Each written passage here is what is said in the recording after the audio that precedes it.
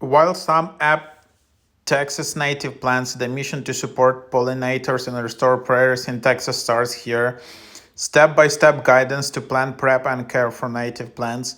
Receive plant recommendation based on your region. Grow in any space. Plant in pots, beds, or pocket prairie. Growing a few native plants or pocket prairie is easy with this interactive step-by-step gardening guide from Texas Parks and Wildlife Foundations.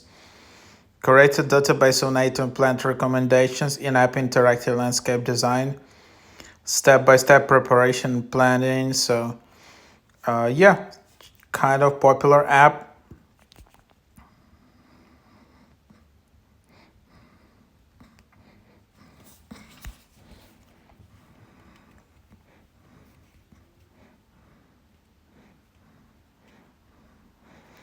So here you can just go and see it.